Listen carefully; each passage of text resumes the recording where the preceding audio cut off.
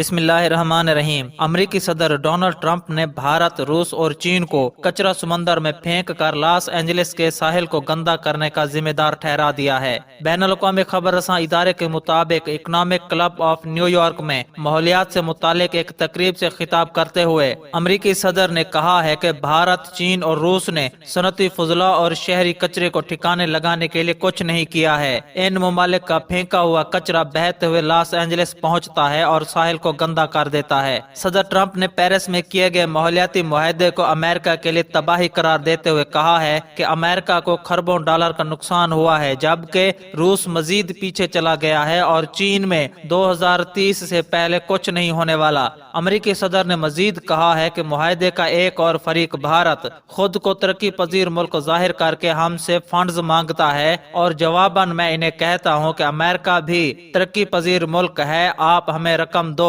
صدر ٹرمپ کی اس بات پر شرکا بے ساختہ ہنس پڑے۔ واضح رہے کہ 2015 کو پیرس میں اقوام متحدہ کی ہونے والی کلائمیٹ کانفرنس میں ماحولیاتی چیلنجز سے نمٹنے کے لیے ایک معاہدہ طے پایا تھا، تاہم صدر ٹرمپ نے 2017 میں اس معاہدے سے علیحدگی اختیار کر لی تھی۔